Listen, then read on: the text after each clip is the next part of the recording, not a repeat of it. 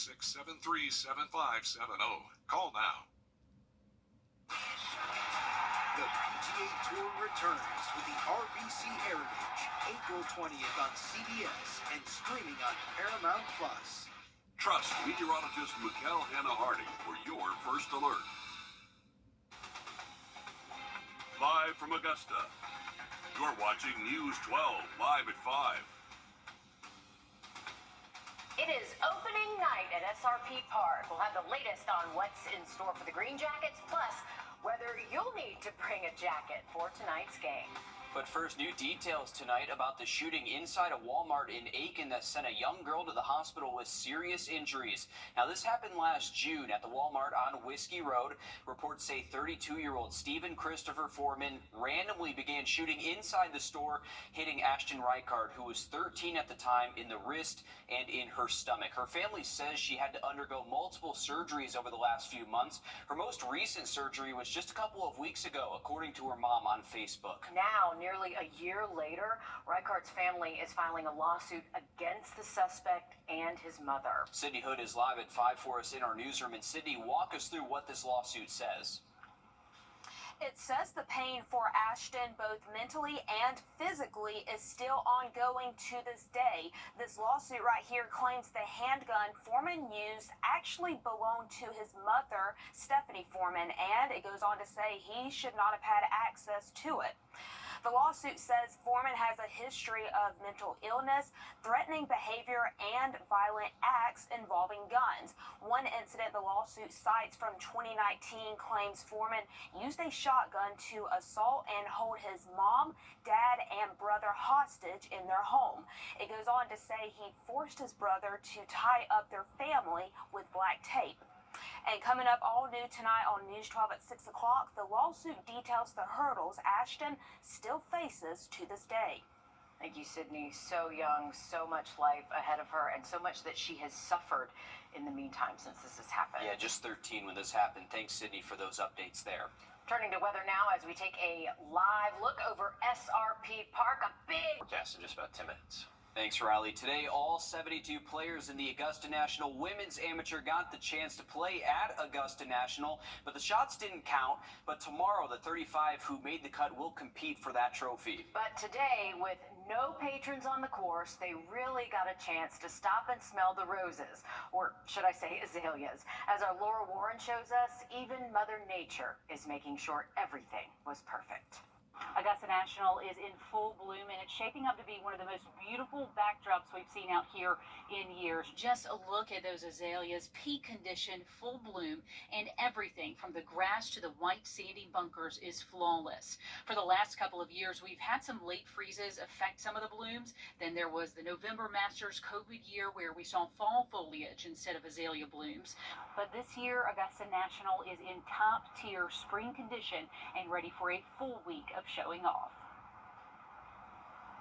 It's such a special time out there, being able to see those azaleas blooming. Beautiful right now. It looks absolutely gorgeous, especially from what Laura just showed us. You know, azaleas, the bloom only lasts about 3 weeks or so. So getting that timing perfect is very difficult, especially with the wild weather we have around here. But it's also very poignant, too, because the Masters memories made out there, you know, obviously. It's all about the azaleas. Moment in time with this beautiful backdrop, and then just like that, it's gone. Absolutely. Beautiful Ready for images. next year. Beautiful images. Can't wait for next week, too. Yeah, live at 5.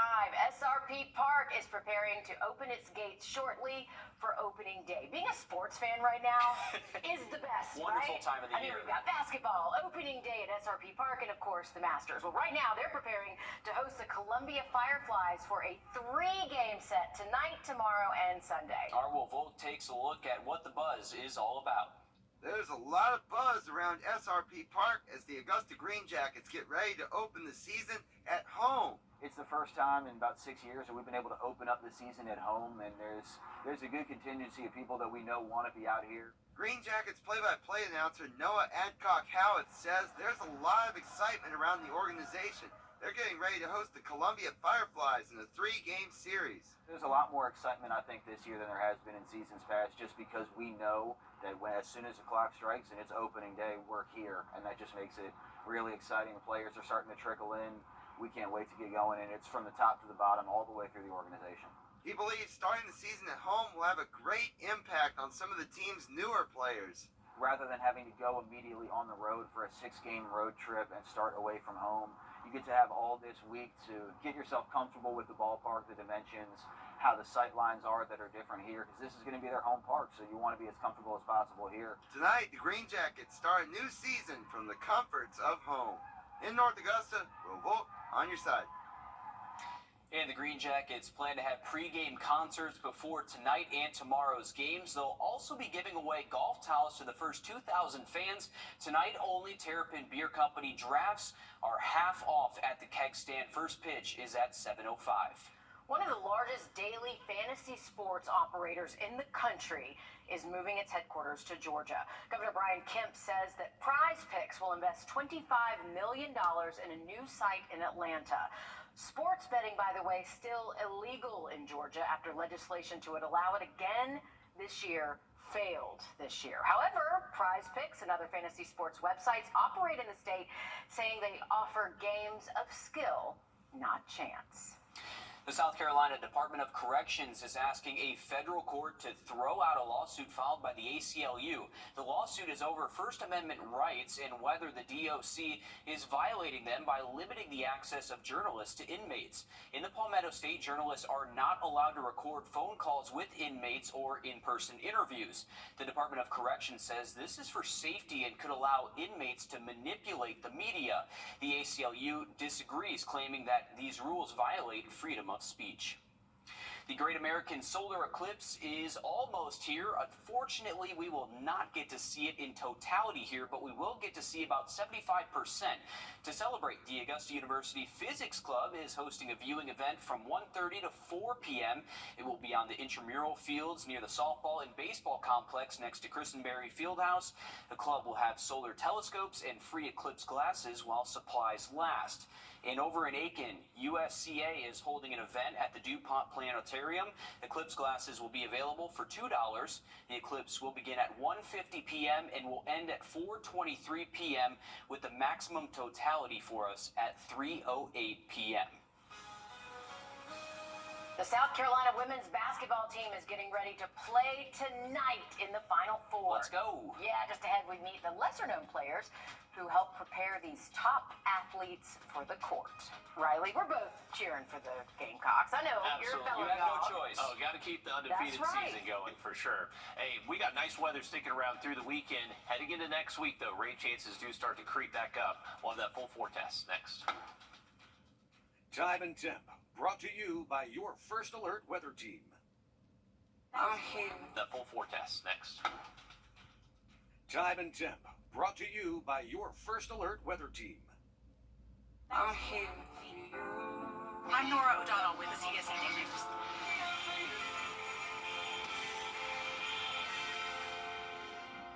Growing up in this country Friday, but this particular model pushes that rain out fairly quickly, where we're just kind of breezy as we do close out the next work week. So looking ahead to next week, there is going to be the opportunity for some rain, possibly some windy conditions as well, as that front does show up between Thursday and Friday. Quick look at your 7-day forecast, staying nice and dry through the weekend, and then just watching those rain chances for tournament play next week. All right, thanks, Raleigh. And then there were four. The South Carolina women's basketball team is preparing for their Final Four matchup against NC State tonight at 7 o'clock. And there are a lot of people who work behind the scenes who contribute to the Gamecock success. That includes some folks who practice very hard but never get into a game. Rick Henry has their story. The guys wearing the bright yellow shirts during Gamecock practice sessions are known as the highlighters. Their job is to get the USC women ready for their next opponent. Carolina is undefeated, but not against their practice squad. The highlighters are really, really, really good. And although a lot of times they beat us in practice, a lot of times they beat us. What's their reaction when you guys wind up beating them in practice? They don't like it, but it happens more often than not, honestly. It's so funny because we're always just complaining about how fast they're going sometimes, but in the long run, it really does help us prepare for each game. The highlighters present the challenge of playing against an opponent that's stronger and faster. Coach Staley does not want the highlighters taking it easy against the women. Because the highlighters, no matter what the speed of our opponents are, they're much quicker. They do it at a much faster pace, so they've allowed us to kind of see the game a little slower if teams aren't as quick as our highlighters. I think it's really good because it makes us motivated and determined to go out there and just perform well no matter what the situation is, how strong somebody is, how fast somebody is, or how skilled a player is. You'll even hear some trash talking between the Gamecocks and the highlighters. Yes, Ashlyn is the one that does a lot of the trash talking. But that's because she's just very competitive and loves to win. So I think it comes from a competitive nature. Oh my God, yeah. Well, sometimes they just get under my skin. I let it out in practice, so I don't do it in the game. I think Ashlyn, she's up there. Breezy doesn't stop running her mouth ever. She's really good. Al came in hot. You know, she knows how to run her mouth really well for the West Coast. So. The highlighter, such an important role for the Gamecocks' success. They're trying to become, I believe, the first undefeated team since the 2016 UConn Huskies, who were also in the Final Four there. So we'll see if we get another matchup there. Dawn Staley was honored yesterday as the AP Women's College Basketball Coach of the Year for the second time. She won the first time in 2020. Well-deserved for Dawn Staley up there in Columbia, doing a tremendous job. Oh, She's great. She has become insanely famous, and rightfully so. Absolutely. It's been awesome to watch.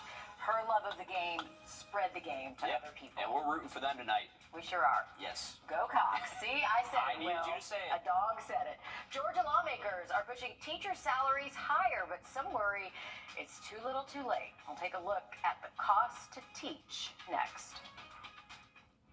First Alert Radar, powered by Jim Hudson Automotive Group. I'm attorney Ken Newton. Covered. Right now, save up to 15% on the latest flooring styles. Visit llflooring.com. Roof savers. Save your roof, save your money. Introducing the First Alert Radar Network. With up to 10 times the resolution of other local radars and technology that can pinpoint right down to your street. First just got faster. Georgia's new budget means more money for teachers, but it may be too late as some school districts face growing educator shortages. Our Sierra Cummings found many local teachers are now working second jobs. If I was doing something else that maybe I didn't like as much or wasn't as passionate about, money wouldn't be the same. Danielle Cummings can often be found in her car when not in her DeKalb County classroom. Although she started teaching 9 years ago, it was the past 2 that were different. I started doing Uber and Lyft. As a teacher, unfortunately, we're still waiting on the end of the month and the 15th. And I mean, that's sad, but that's a constant thought. That's her bi-weekly pay cycle for the DeKalb County School District. Danielle takes on extra jobs from ride sharing to photography whenever and wherever she can. By no means did Danielle expect to get rich from teaching. You're passionate about your work. However, the benchmark expectations and testing challenges have exponentially changed the workload for Georgia educators. The pay has not. A rubber band can only stretch so much, before it breaks, and the money doesn't compare to the work you do at all by a long shot. In 2020, the state passed its largest teacher pay raise in Georgia's history, an 8% increase according to this legislative report. But that only came after there were no pay raises from 2015 to 2019. The National Education Association's latest study found average educator pay failed to keep up with inflation, claiming currently teachers are making $3,644 less per year than they did 10 years ago, adjusted for inflation. That same report ranks Georgia as the 41st in the nation for average teacher starting salary, not even $40,000. A second job, the only solution for some, an issue Danielle says district and state leaders need to know. Do you think if they knew that reality, they would want to do something about it? I would hope so. We're not serious about education in this state. Teachers Union President Wrdw Turner. Most people, and I hate to say this, in their right mind would not even seek to teach. As the leader for Georgia's chapter of the American Federation of Teachers, or AFT, Turner surveyed her local members. She says the majority now have side hustles. Teachers are tired. They are waitresses. They do Uber. Some of them are receptionists. Many of them work in stands at stadiums. I've met teachers who actually clean houses. Teachers do all sorts of jobs in order to just try to make ends meet. But the union also notes is why some are leaving the profession altogether. Atlanta News First investigates analyzed data for teacher shortages across the metro. The last 4 years, vacancies climbed to triple digits. This year, Clayton County has the greatest need, 178 educator positions unfulfilled. Just after it, DeKalb County with 120 vacancies. Numbers unlikely to change without stronger pay incentives. It's just necessary in this economy. It could be tiresome and exhausting. It's like you want to go in there, refresh. You want to go in there, being able to give your all and from a full cup. So you want to be able to, do that. On the South Carolina side, the average teacher salary is around $54,000. However, both South Carolina and Georgia are still facing high teacher vacancies, including right here in our area. We're back in a bit. Hey guys, it's Anna Christina here, and I'd like a more affordable home solution where quality meets innovation. A blast from the past for the city of Spartanburg as city leaders open a time capsule from 1961. That's 63 years ago now. Inside were old city budgets, newspapers, and even a rotary phone book. The newspapers inside are dated April 24th, 1961. Each were just 5 cents. There's also a U.S. News and World Report from 1960 with the title, quote, "Communists Take Over 90 Miles from U.S. How They Did It and What It Means."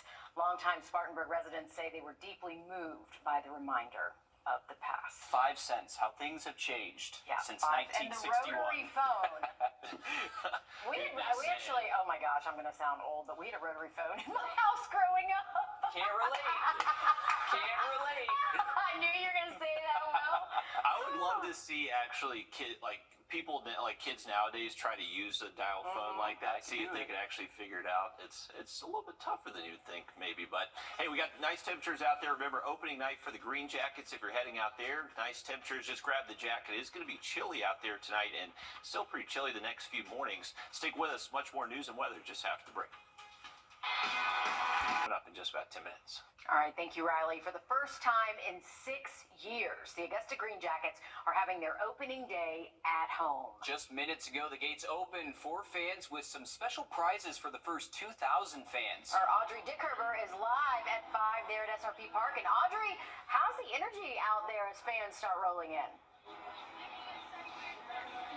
Well, the energy is very positive. I mean, there's been lots of people lining up out here for the past hour, and a lot of them are really wanting that golf towel that you guys had mentioned as that gift that they'll be getting. Let me get out of the way here so you can see all the people coming in. You can start to hear the music play, and I mean, this is the first time in 6 years that they've been able to have a home opener out here, so there's only standing room tickets available currently, and actually throughout the whole weekend, there's very limited tickets, but they still recommend you come out. They've been making sure to accommodate for that if you want to do those standing room tickets.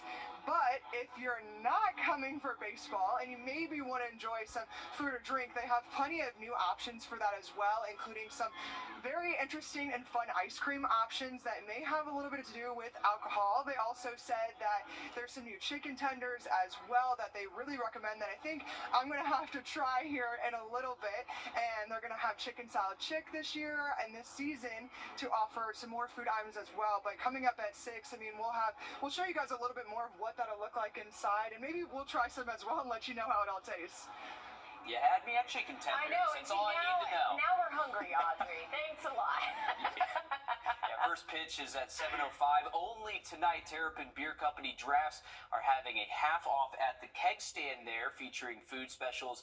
Is the BLT hot dog at Back 9 Grill as well. We're just rubbing it in here. We're just too much food talks going on here. It's making me hungry. But let's switch gears here. The Augusta National Women's Amateur did its annual switching of locations from Champions Retreat to the one and only Augusta National Golf Club. For the 5th time, the tournament shines a giant spotlight on women's golf, creating an opportunity for these players to shine on the biggest and brightest stage.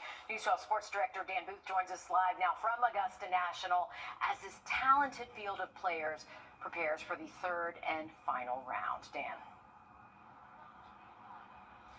Just like this extremely talented field, we've officially made the trip over to Augusta National Golf Club. Regardless if the players made the cut or not, all 72 of these players had the opportunity to participate in today's practice round and even go over to the par 3 course to have some fun. Now, while speaking with reporters today, many of the players expressed the importance of having this practice round as an opportunity to take a step back and just reset after a tough second round over a Champions Retreat. A total of 35 players made the cut to play in tomorrow's final round, but only 4 of them posted scores under par in round 2. The players who found a way to navigate those tricky course conditions and turn in solid scores are rising to the top of the leaderboard with a chance to playing one of the most legendary courses in the world even more special. It definitely gave me a lot of confidence. It's a really tough golf course and it's a true test of golf, and it's definitely a ball striking golf course there. So knowing that I came out successful there gives me a lot of confidence going into tomorrow. Here's a look at the leaderboard heading into tomorrow's final round. Florida State's Lottie Woad is leading the way at 5 under. Gianna Clement and Maisie Filler are both 2 shots back of the lead at 3 under. And then we have 12 players who are currently under par, with 8 of the remaining players sitting at 1 under. Augusta National has a history of bringing the best out of the players who step foot on this course. And with knowing how close the leaderboard is looking right now, we should be in for a really fun ride when the final round tees off tomorrow morning at 7:30. All right, thank you, Dan. And a note for patrons tomorrow: because of the chilly temps overnight and the potential for frost, Augusta National says gates will not open until 7:15. And we hope that the azaleas survive that We frost. just talked about that in the last half hour, then got that update, so hopefully they're able to survive and stick in there for the next week or so. Thanks, Dan. And tomorrow, Augusta Mayor Garnett Johnson will host the 2024 Mayor's Masters reception. There will be food trucks, music, bounce houses, and yard games for the little ones. There will also be a fireworks display to wrap up the evening. The fun starts at 5 o'clock at the Augusta Common and is free to attend. A concerning situation out of Grovetown tonight after a foster parent is accused of sending explicit photographs to a minor on the internet. Grovetown police say this man, 39-year-old Robert Bustler, is accused of obscene internet contact with a child. Now, during the course of the investigation, police found Bustler serves as a foster parent and has had several children in his care during his time as a foster parent. Officials say one juvenile who was living with Bustler when he was arrested yesterday is now in protective care. Police are encouraging anyone whose children might have had contact with Bustler to please reach out. Breaking news live at 5. There's an accident at exit 5 getting onto I-20 in North Augusta. As you can see, there is some sort of trailer overturned there where vehicles can get onto the interstate. No word yet on if there's any injuries here, but authorities are on scene working to get that ramp cleared for you guys. Again, a trailer is overturned at exit 5 getting onto I-20 in North Augusta, so avoid that area if you can. We'll update you as we learn more. And within the last hour, SLED is charging an Edgefield County man with accessory after the fact to murder. 58-year-old Anthony Fletcher now joins 2 others, Roscoe Poe and Quinnell Anderson, facing charges in connection to a deadly shooting in Johnston on March 2nd. Authorities say 35-year-old Ricky Martin Jr. was shot and killed at an apartment complex on May Street. According to a study from Forbes Research, Georgia's healthcare is the worst in the nation. A lack of doctors, hospitals, and unaffordable insurance keep people from seeking the help that they need. Our Georgia State House reporter Abby Kasora shares why this study has so many concerned. We have people throughout Georgia unable to access health care. Siobhan Williams is a minister from Hephzibah, Georgia. She says churches are using their funds to pay costly medical bills for people in the coverage gap, meaning they can't afford private insurance, but they don't qualify for the state program. Somebody that I've worked with didn't have dependents, didn't have a job, and had to deal with cancer.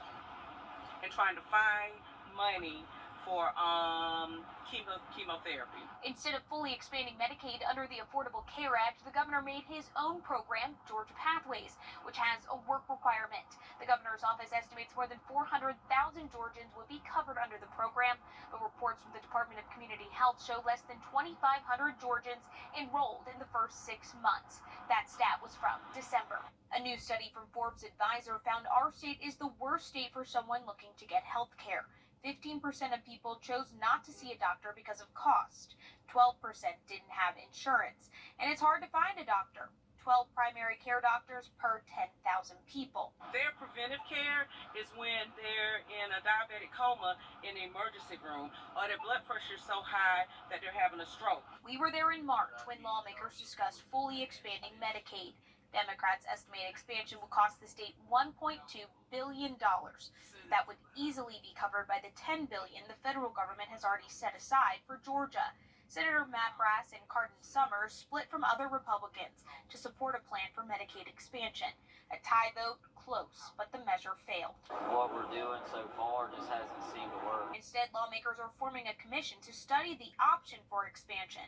Williams says sick Georgians don't have time. We need now, not a commission to study, but we need expansion of Medicaid. In Atlanta, I'm Abby Kasoris.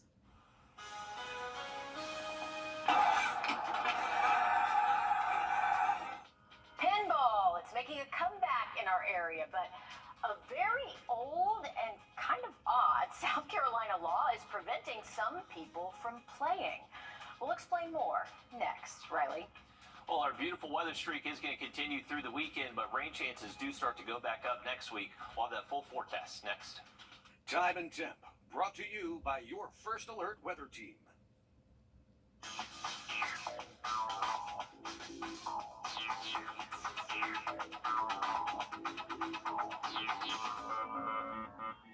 Sunday, April. And that wind does look much calmer, so maybe tough to make it to the weekend initially with that rough weather Thursday and Friday, but we will be granted with nice conditions to close it out next week. All right, thanks, Riley. The popularity of pinball games spans generations, and as a majority of games go digital, arcades are capitalizing on these old-school machines. But depending on your age and what side of the river you call home, you might not be allowed to play. Our Hallie Turner takes a look at this decades-old law that's preventing some from trying their luck at local businesses. Pinheads like Aaron and Eric Andrews decided to play ball 8 months ago and share their passion into a world under this glass with the Aiken community. We had, 17 or 18 in our living room. We had great parties during COVID, so all you had to do was bring a snack and a drink. Somewhere along the line, it just kind of lined up to let's start a place. Edwards says hundreds of players of all ages pack the arcade weekly for leagues and tournaments. It connects with them, and they love it. But the Edwards have been thrown a curveball. House Bill 3227 states minors cannot play pinball. If caught, it's a status offense. Who gets in trouble? I mean, the parents, because if you don't send your kid to school, truancy laws kick in and you can go to jail. So if the parents bring their kids in here, are they going to come arrest the parent for letting their child play pinball? Or are they going to come arrest us for not preventing them when there's other arcade games in here that they could play? The Palmetto State is the only state in the U.S. with this law. One Representative Bill Taylor says was put in place decades ago to avoid gambling. Others may laugh about this bill, think, oh, that's silly. This is a person's livelihood. Their entire life investment is in the arcade, a major draw in downtown Aiken. What fun times. And while the arcade does have certain provisions in place, like ID checks, wristbands, and more, Erin says the effects strike too close to home. So she called on Representative Taylor for help on appealing the law. And to her surprise, he called back. They were actually voting on it, and I could hear it in the background.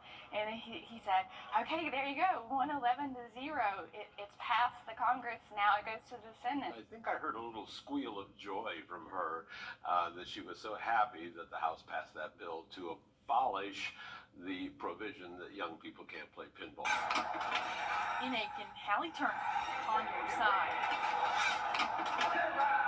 Such a strange law. Right? I mean, I guess I understand why it supposedly prevents gambling. Yeah, I don't know. Kind of. I don't know.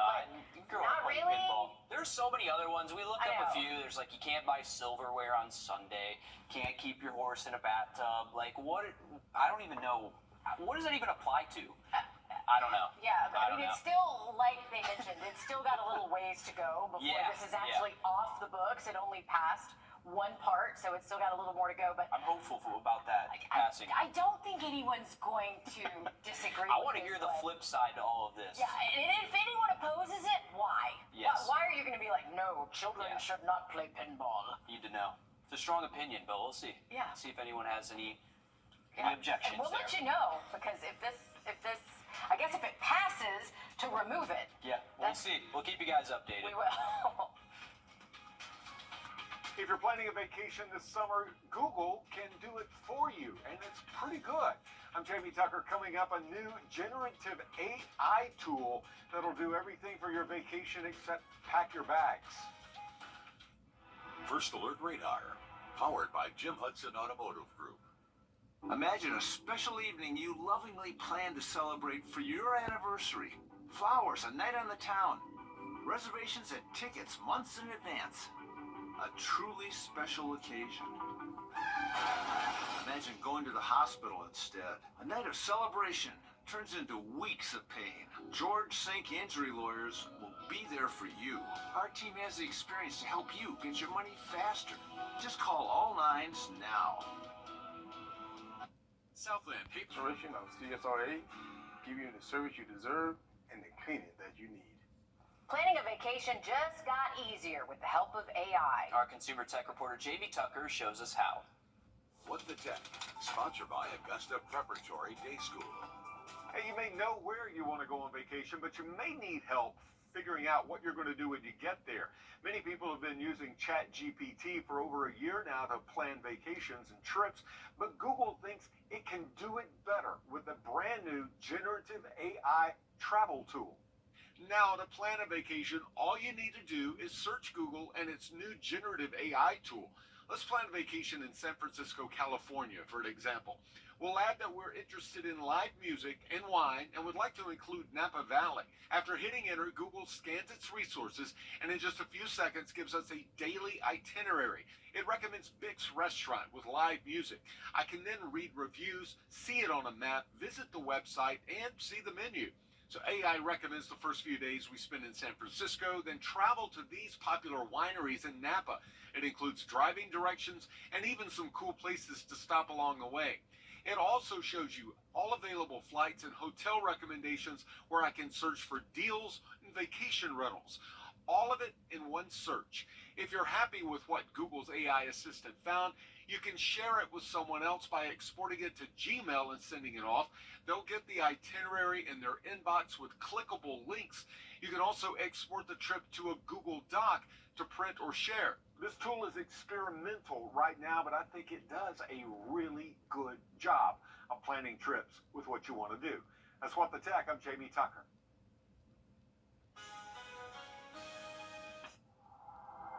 Or to make an appointment, call Southern Grind today. Welcome back, folks. Here's a look at SRP Park. Remember, tonight is opening night against the Fireflies. They have the pregame concert going on right now. We're actually seeing a good bit of fans already showing up early. Remember, the first 2,000 actually do get that free golf towel. Temperatures are very comfortable right now. We're still at 67. Good, steady northwest wind. I would imagine a lot of that's being blocked by the stands if you're going to be sitting near the infield. But generally sunny skies. We do have cloud cover north of us. Not really going to impact us, so we should stay generally sunny all the way through the weekend. But with clear skies tonight, calmer winds, we should be able to see some upper 30s by daybreak Saturday morning. So if you're going to be up early, definitely bundle up. Nice weekend nonetheless. So we will see warmer temps Sunday, and then heading into next week, better rain chances by Thursday. All right, thanks, Riley. Stick with us. We have more news, weather, and sports coming up after a short break on News 12 at 6 o'clock.